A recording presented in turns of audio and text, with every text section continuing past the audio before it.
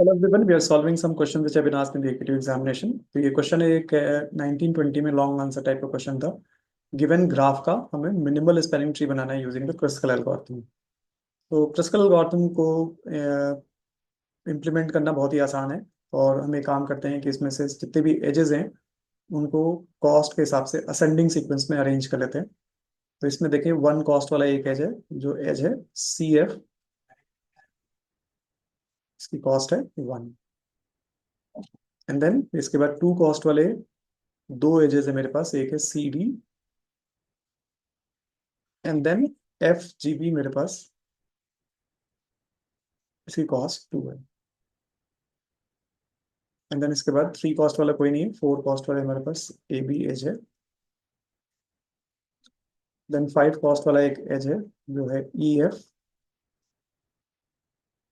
Six cost का एक as है जो है EG। सेवन कॉस्ट की एक एज है जिसका जो है DE। एट कॉस्ट की दो एजेस हैं, एक है AC और एक है BD। ये एट कॉस्ट की एज है। देन नाइन कॉस्ट की दो एजेस हैं, एक है BC। नाइन कॉस्ट की एक और एज है जो है DF। देन इसके बाद टेन कॉस्ट की एक एज है that is BC। I hope मैंने सारी एजेस को कवर कर दिया है, एक बार फिर से देख लेते हैं। So number of edges 1 2 3 4 5 6 7 8 9 10 11 12। Yes, मैंने सारी एजेस को कवर कर लिया है। तो क्रिस्कल गौतम में सबसे पहले हम शॉर्टकट मेथड देख लेते हैं एंड देन इसके बाद फिर जो इसका एक्चुअल इम्प्लीमेंटेशन मेथड है वो देखेंगे। तो सबसे पहले मैंने एजेस को, वर्टिसेस को उन्हीं पोजीशंस पे मार्क कर दिया है जहां पे ये बिलोंग करते हैं। ओके, अब इसमें से क्या करते हैं कि CFH को देखते हैं कि क्या हम इसको इंक्लूड कर सकते हैं। यस, हम CFH को इंक्लूड कर सकते हैं। फिर इसका CDH, कोई साइकिल नहीं बना रही है इसलिए हम CDH को ऐड कर सकते हैं। FGH, जिस ऑर्डर में हमने असेंडिंग ऑर्डर में अरेंज किया उसी में हम एजेस को देख रहे हैं। FGH है, FGH हमारी टू कॉस्ट की है, साइकिल नहीं बना रही, इसको हमने ऐड कर लिया है। फिर ABH है जो कि फोर कॉस्ट की है, इसको भी हमने इसमें से इंक्लूड कर लिया है। EFH है जिसकी कॉस्ट है 5, हमने इसको भी इंक्लूड कर लिया है। EGH है, अगर आप EG को ऐड करेंगे तो ये साइकिल बना देगा, तो साइकिल वाली एज को हम डिनाई कर देंगे, साइकिल वाली एज हमारी इसमें ऐड नहीं होगी। देन हम सेवन कॉस्ट की एज थी DE। सो DEH की बात करते हैं, और DEH जिसकी कॉस्ट है 7, अगर हम इसको इंक्लूड कर लेंगे तो साइकिल बन जाएगा, इसलिए हम इसको एक्सक्लूड कर देते हैं। तो एक EG को हमने डिनाई कर दिया और DE को हमने डिनाई कर दिया। देन ACH, इसकी कॉस्ट है 7, इसको इंक्लूड कर लेते हैं। देन BD एज है, अगर हम इसको इंक्लूड करेंगे तो साइकिल बन जाएगा। देन इसको डिस्कार्ड कर देते हैं। देन BC एज 9, BC को भी अगर हम इंक्लूड करेंगे तो साइकिल बन जाएगा, डिनाई कर देते हैं इसको। DF एज, अगर हम इसको इंक्लूड करेंगे तो इससे भी साइकिल बन जाएगा। BC, इससे भी साइकिल बन जाएगा, तो इसलिए हम इसको भी डिनाई कर देते हैं। तो आपने देखा कि आपने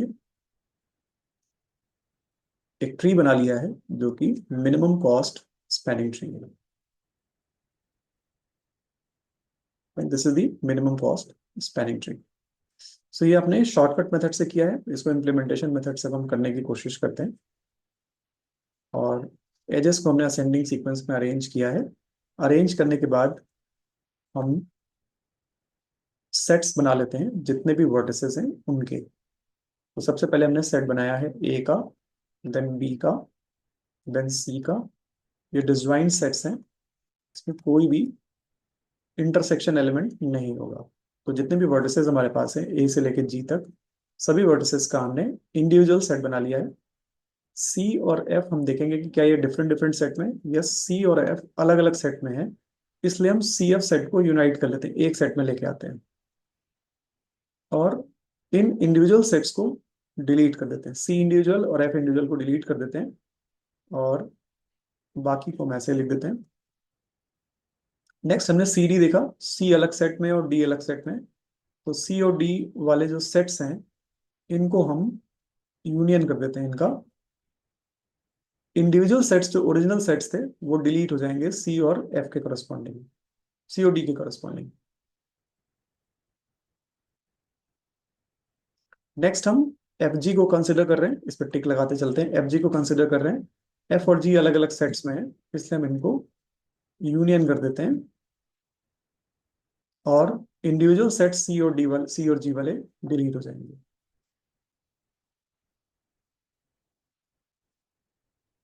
नेक्स्ट इसके बाद ए बी देखते हैं, ए और बी अलग अलग सेट्स में है, इसको यूनाइट कर देते हैं।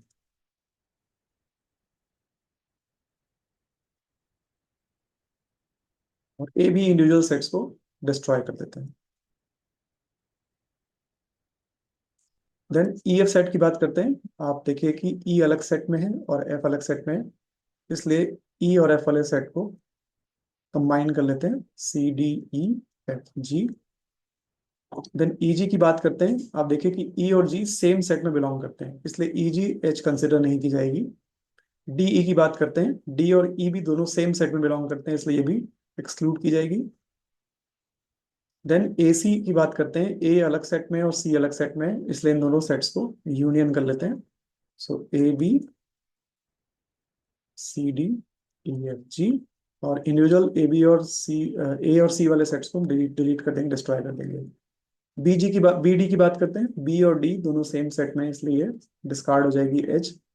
बी और सी सेम सेट से बिलोंग करते हैं, इसलिए ये भी डिस्कार्ड हो जाएगी। डी और ई की बात करते हैं, सॉरी डी और एफ की बात, दोनों डी और एफ एक ही सेट से बिलोंग करते हैं, ये भी डिस्कार्ड हो जाएगा। बी सी की बात करते हैं, बी और सी सेम सेट में बिलोंग करते हैं, इसलिए ये भी डिस्कार्ड हो जाएगा। तो जिन पे हमने टिक मार्क लगाया है ये हमारी सेलेक्टेड एजेस हैं, और जिन पे हमने टिक मार्क नहीं लगाया है वो हमारी डिस्कार्डेड एजेस हैं। तो एक बार देखते हैं कि क्या इस मेथड से भी सेम मिनिमल स्पैनिंग ट्री आता है क्या। तो वर्टिसेस को उनकी ओरिजिनल पोजीशन पे हमने मार्क कर रखा है। सी एफ मेरा सेलेक्टेड एज है, सी एफ को हमने सेलेक्ट कर लिया है। सी डी मेरा सेलेक्टेड एज है, सी डी को हमने मार्क कर लिया। एफ जी को हमने मार्क कर लिया, सेलेक्टेड है। ए बी हमने मार्क कर लिया, ए बी सेलेक्टेड है। ई एफ भी सेलेक्ट, सॉरी ई एफ हमारा सेलेक्टेड है, उसको हमने मार्क कर लिया। देन ए सी हमारा सेलेक्टेड, उसको भी मार्क कर लिया। तो जो लेफ्ट हैंड साइड पे हमने शॉर्टकट मेथड से बनाया था और ये जो हमने मेथड बनाया, दोनों में सेम हमें ग्राफ मिल रहा है, सेम स्पैनिंग ट्री मिल रहा है। यूजुअली जब हम स्पैनिंग ट्री बनाते हैं तो टोटल कॉस्ट ऑफ ट्री भी हम मेंशन करते हैं। तो इस केस में टोटल कॉस्ट ऑफ ट्री हो जाएगा 4 + 8 + 2 + 1 + 5 + 2, सम करके आंसर लिख दीजिए 12, 15 and 22। So this is the correct answer. Thanks for watching this video.